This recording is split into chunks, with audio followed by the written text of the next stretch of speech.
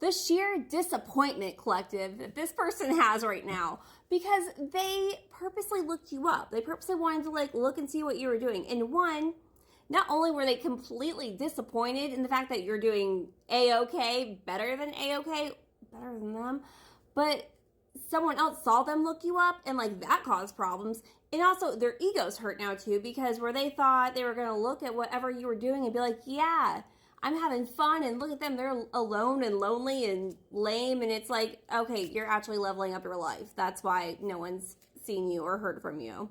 Cool, great. And now there's like this wasting time because they realize like whatever they've been doing wasn't productive.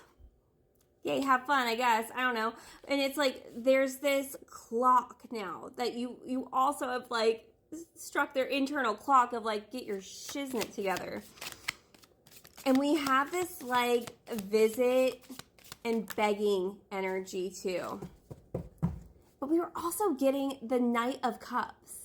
So it's like an offer of love, and it's like with their heart, but like I don't know how much heart is really, and it feels like they look at you like you would up level their life. Whatever they were doing, that was fun and chaotic and woo, yeah. But like it's not doing anything productive for their future. How unfortunate is that? Time to evolve. Letting go and time to evolve. Decisions, like watching you made them realize that they are resisting their own progress here. By like living in this low vibrational energy of like thinking this is the life, we've made it. We've made it? This is the life, we made it? Okay. And also have it, why did I pull divine timing? Okay, whatever. I don't know. I don't like to do these for collective readings, so I just go with what I'm told. So why did I pull divine timing? October. We were also getting Halloween in part 1. I'm gonna pull one more too. So October, Halloween time, wearing a mask. Distract yourself from the waiting game. Next month. This is what I was gonna pull. How unfortunate for them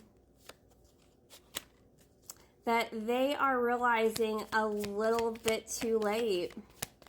They were distracting themselves. That's why we were getting distract yourself from the waiting game. That's not you. You're not waiting on this person. That's not like you were waiting to get back in good with them. You weren't waiting for a phone. I mean, they're going to be finding some way to contact you, visit you, offer something, whatever they can muster up.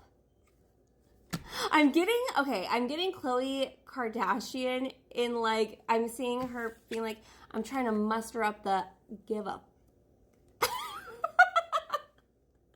So I don't know if you know that you're going to be called to be kind and compassionate in some way. Not that you want them back into your life in any kind of way, but you're trying to muster up the give a fuck. But how unfortunate for them to see like your importance here, because we were getting in part 2 that they kind of blamed you for things that were going wrong in their life, or like you were the problem and you need to get, you're such a hater, and like I think you were just trying to help them, and then they didn't want your help and they were actually blaming you, so you left because that was a fantasy world that they were living in. And now it's like they're fantasizing about you. They have that heart fog. They're getting mixed feelings and emotions here because their ego is hurt. They're realizing your importance. They're realizing also how they've been wasting time. And someone didn't enjoy seeing them look you up and like seeing their reaction to it. So there's a lot of stuff that's going on here. And you're just over here unbothered. Good for you. Yeah.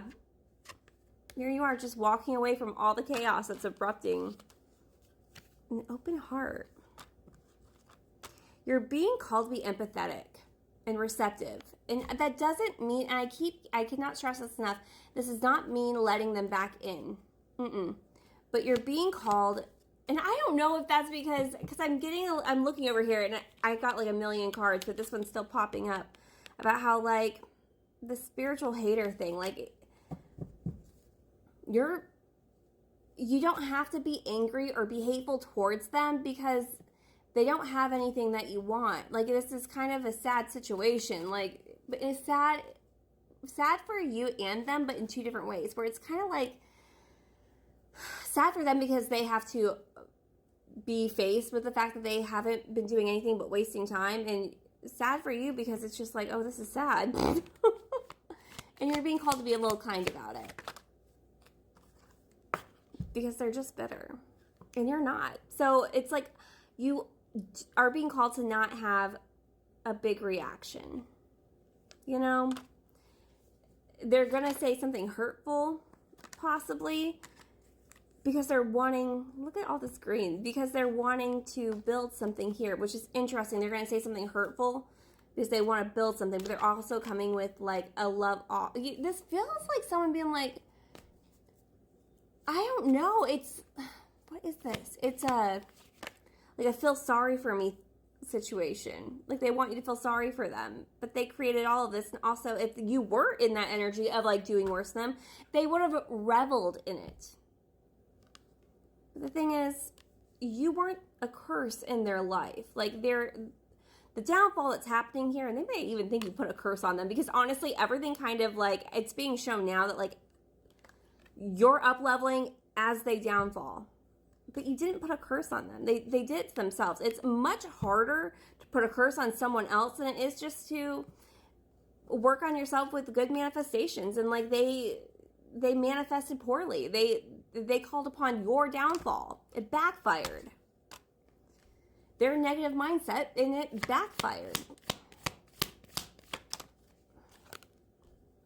Their ego. We started with ego on part 1.